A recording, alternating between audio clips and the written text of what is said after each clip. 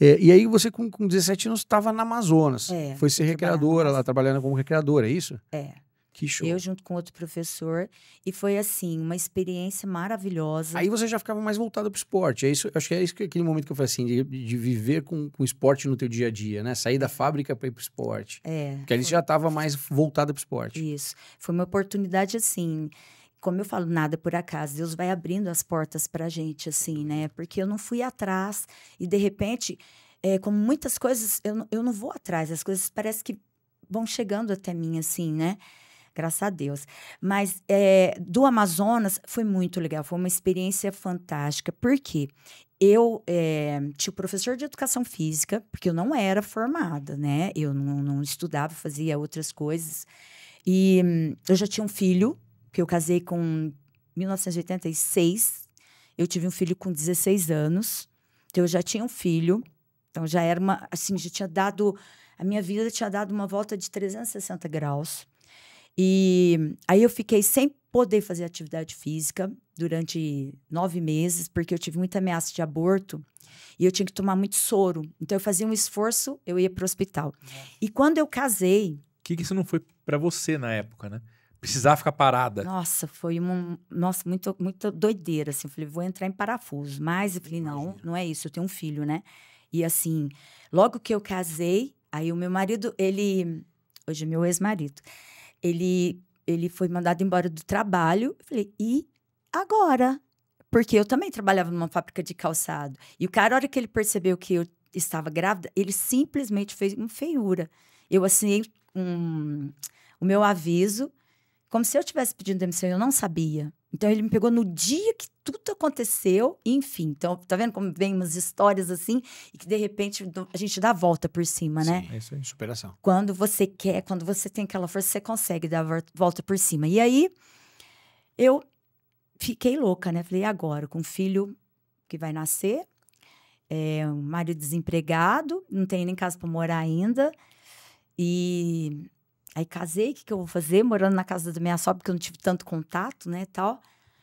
Bom, tá tudo certo, vamos lá. Aí eu arrumei emprego de faxina. Mas eu também não podia falar nada pra ninguém, porque como eu tava com essa oscilação, né, falando, mas vai estar tudo certo, muita fé, né. Aí eu fazia faxina, ia pro hospital. E eu estudava à noite, no Pestalozzi. Eu ia firme, ia de ônibus, voltava de ônibus, aquela doideira.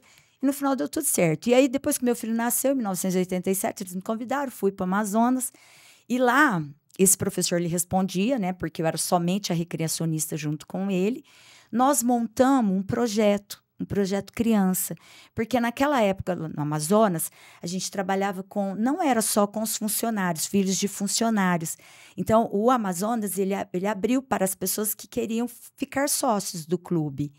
Então, foi muito legal, que nós sentamos, a assistente social, o Rafael, que era o professor, eu tinha muita ideia, minha cabeça, ela borbulha demais, assim, eu fico pensando, eu vou falando, já vou pensando em outras coisas, minha cabeça é desse jeito.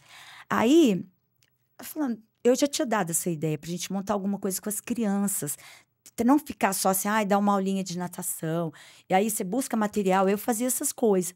Falei, não, vamos fazer uma coisa maior, né? Aí sentamos e tal, vamos desenvolver então o Projeto Criança. Aí o que era esse Projeto Criança? A gente pegar essas crianças carentes e passar, porque assim, meio período eles ficavam na escola, tá tudo certo. E meio período com a gente. E aí a gente dividia aquelas horas, meio período a gente dividia as horas, e essas crianças, elas passavam por nós. Então, assim, um tempo ficava comigo na natação, um tempo ficava com o professor na parte das quadras e outro tempo com o assistente social. Princípios, valores, muito diferente da rua, né? Muito. Então, assim, nosso intuito era esse, era trazer essas crianças pra gente, passar muitas informações e vivências, valores. É isso aí. Sabe, assim, através do esporte, porque eu falo que esporte salva vida. E eu tenho muitas histórias, muitas e muitas. Hoje nós temos, até depois de todos esses anos, nós temos o grupo ainda do Projeto Criança. São alunos que foram alunos pequenos, hoje são casados. Muitos já trouxeram os filhos para fazer aula comigo de bebê. Olha que legal, né? Então, assim, criou-se uma história muito grandiosa na vida deles. Então, ali eu fiquei bastante tempo. Aí, depois, eu fui convidada para trabalhar na Academia Mergulho, porque eu era nadadora. E aí, eu fiquei um tempo sem nadar. Logo que eu tive meu filho e tal. Eu tenho 2 filhos hoje. Depois, em 1990, eu tive uma filha. Mas, nesse período, assim, eu parei. Aí, depois, logo que ele nasceu, eu voltei a nadar. Porque eu falava, eu preciso disso, não vou morrer, né? Aí, eu comecei a focar na parte da maratona aquática. Porque eu comecei com maratona aquática quando eu tinha 9 anos. Antigamente, o professor Murilo Fuentes fazia essa travessia do estado de São Paulo para o estado de Minas, que é Rifan, na ponte, né? Então, ele fazia todo ano isso. E eu participava, então eu me apaixonei pela maratona aquática. Então, eu venho da natação, depois com 9 anos eu entrei na maratona aquática, e aí fui passando por tudo quanto é tipo de esporte. Olha que show. Na Mergulho hoje, você tá lá até hoje. Tô lá até hoje. Mergulho são faz 33 anos. 33 anos já. 33 anos. Brinquei até a plaquinha de patrimônio ali, né? Certeza que tem uma tatu aí com patrimônio. Imagina que qualquer pessoa que tenha nadado na Mergulho nesses últimos 33 anos que assiste a gente, com certeza já encontrou a Marcinha lá. Exatamente. Já. Nossa, acho que muita gente. Eu dou aula de bebê até treinamento. Legal. Então, antigamente eu dava muito mais aulas, todos os níveis. Então, muita gente fez aula ali, né? Espetáculo. Então, você vive o esporte hoje o tempo todo. Eu vivo. Você não tem mais aquele emprego de escritório. Não. A besta enjaulada, né? Não, deixa eu sair daqui, né? Hoje você consegue viver o esporte o tempo inteiro. Mas assim, quando eu estava trabalhando na fábrica também, eu criei uma forma, assim, de trazer esse prazer também. Não só ficar ali, né? Porque você ficar ali lá dentro, passando cola, aquela coisa...